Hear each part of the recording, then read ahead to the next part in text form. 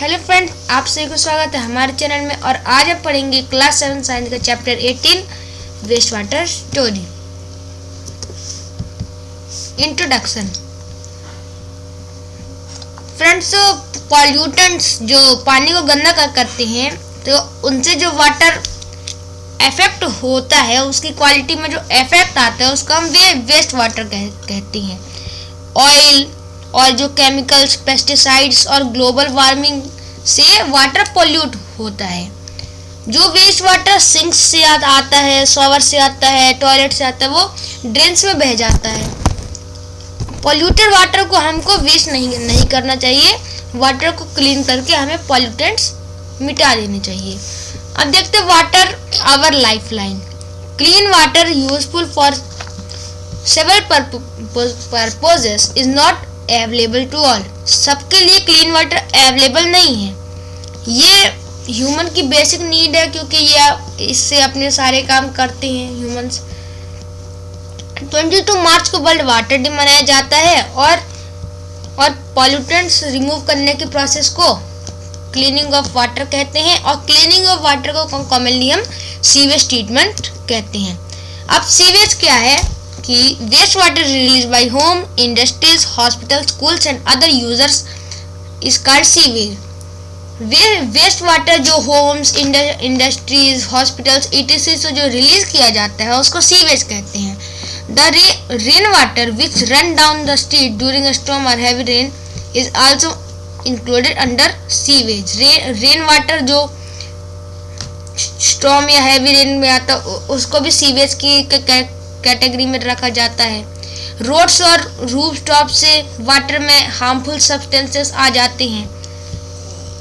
और कॉन्टेमिनेंट्स जो इम्प्योरिटीज होती हैं उनमें बहुत सारी इम्प्योरिटीज, जैसे organic impurities, human faeces, animal waste. Inorganic impurities जैसे नाइट्रेट्स और फॉस्फेट, न्यूट्रिएंट्स जैसे नाइट्रोजन और फास्फोरस, और बैक्टीरिया जिसमें कॉलेरा कॉजिंग माइक्रोब होते हैं। अब देखते हैं सीवर्स एंड सीवरेज। फिर सीवर्स क्या होते हैं? स्मॉल और बिग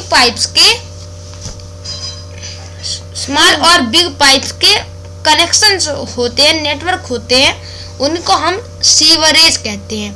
सीवरेज एक ट्रांसपोर्ट सिस्टम है, जैसे कि हमने transport in animal and plant में पढ़ा था। अगर आपने नहीं देखी वो वीडियो तो आप देख लीजिएगा। ये सीवरेज एक ट्रांसपोर्ट सिस्टम है जिससे सीवेज को ले जाते हैं और जहां डिस्पोजल होता है वहां तक ले जाया जाता है। वेस्ट वाटर का जब ट्रीटमेंट होता है तो फेसेस जो ह्यूमन एक्सक्रीटा होता है वो बॉटम को सेटल कर जाता है और उसे हम स्लज कहते हैं। अब देखते हैं वेस्ट वाटर ट्रीटमेंट प्लांट क्या है। वेस्ट वाटर को क्लीन करने के लिए एक जगह होती है जिसका नाम होता है waste water treatment plant, WWTP। तो इसमें फिजिकल प्रोसेस, केमिकल प्रोसेस और बायोलॉजिकल प्रोसेस, तीनों प्रोसेस इन्वॉल्व होती हैं। तो ट्रीटमेंट में तीनों टाइप के रिएक्शंस होते हैं। तो पहला प्रोसीजर है कि प्रीलिमिनरी ट्रीटमेंट। पहले क्या होता है, बार स्क्रीन से वाटर को पास करने दिया जाता है। तो इससे क्या होता है कि जो पानी है वो बीच से निकल जाता है और rags, can, stick, bottle, large full material जो बड़े रहते हैं वो रिमूव हो जाते हैं। फिर उसके बाद grit and sand removal tank के जाते हैं, जिससे पानी की स्पीड कम कर दी जाती है। उससे सैंड और ग्रिट नीचे सेटल हो जाते हैं। तो ये तो हो गया हमारा प्रीलिमिनरी ट्रीटमेंट। और दूसरा हमारा प्राइमरी ट्रीटमेंट। प्राइमरी ट्रीटमेंट क्या है कि फिर वाटर को एक लार्ज टैंक में सेटल कर दिया जाता है। तो फिर इससे स्लज सेटल डाउन हो जाते हैं और फिर रिमूव कर दिए जाते हैं। जिस वाटर से हम फ्लोटेबल सॉलिड जैसे ऑयल और ग्रीस भी हटा देते हैं उसको हम क्लैरिफाइड वाटर कहते हैं। क्लैरिफाइड वाटर को क्या करते हैं, फिर एक सेपरेट टैंक में डाल दिया जाता है डिकम्पोजिशन के लिए एनाएरोबिक बैक्टीरिया की मदद से। तो जो एनाएरोबिक बैक्टीरिया है वो स्लज जो फेसेस होते हैं उनको बायोगैस में कन्वर्ट कर देते हैं, जिससे इलेक्ट्रिसिटी प्रोड्यूस होती है। तो डिकम्पोजिशन होता है, उसके बहुत घंटे बाद माइक्रोब्स नीचे सेटल हो जाते हैं, जिनको हम एक्टिवेटर स्लज कहते हैं। फिर उसके बाद मशीन्स की हेल्प से वाटर को ऊपर से रिमूव कर दिया जाता है। और क्लोरीन और ओजोन जैसे केमिकल्स का भी कभी कभी यूज किया जाता है वाटर बॉडीज में वाटर को छोड़ने से पहले। अब वेस्ट को हम कैसे कम कर सकते हैं ये दिया गया आपके लिए।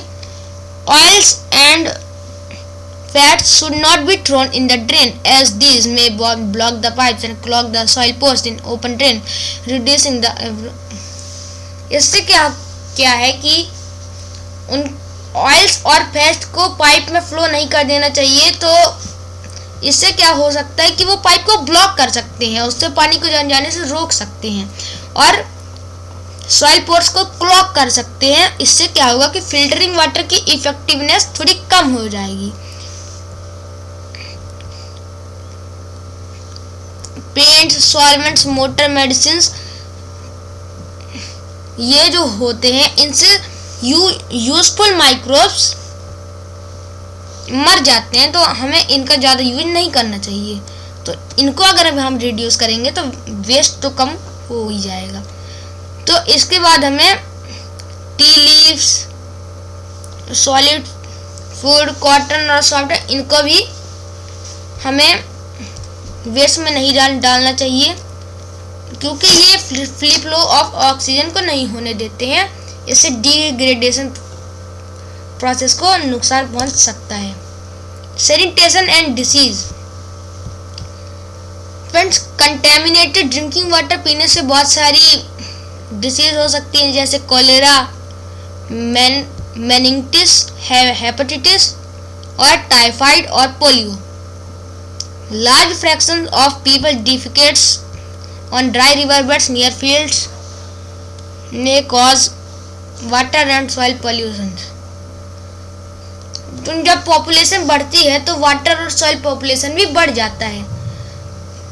Both ground water and surface water get polluted because ground water is source of, तो इससे दोनों ग्राउंड वाटर और सरफेस वाटर दोनों पॉल्यूटेड हो जाते हैं। अब सीवेज डिस्पोजल सिस्टम अल्टरनेटिव क्या है? Low cost on site sewage disposal has been practised. तो सबसे पहले हमें जहाँ पर सीवरेज सिस्टम नहीं हो, जैसे हॉस्पिटल्स, आइसोलेटेड बिल्डिंग्स, वहाँ पे सेप्टिक टैंक्स का यूज करना चाहिए। ये देखिए आपको फोटो दिखाई गई है। और केमिकल टॉयलेट्स और कंपोजिंग पिट्स का भी यूज करना चाहिए। अब पब्लिक प्लेसेस में भी सैनिटाइजेशन होती रहती है, जैसे रेलवेज और बस डिपोट जो बिजी प्लेसेस है वहाँ पे वेस्ट जनरेट ज़्यादा होते हैं, तो उनको भी अच्छे से डिस्पोज कर देना चाहिए वहाँ के कचरे को। गवर्नमेंट की जो स्टैंडर्ड्स, जो चेतावनी होती है, उनको अच्छे से पालन करना चाहिए। सैनिटाइजेशन प्रैक्टिस हमारे जीने का ढंग होना चाहिए। फ्रेंड्स, अगर आपको वीडियो अच्छा लगा तो वीडियो को लाइक और हमारे चैनल को सब्सक्राइब जरूर कर दीजिएगा। Thank you very much.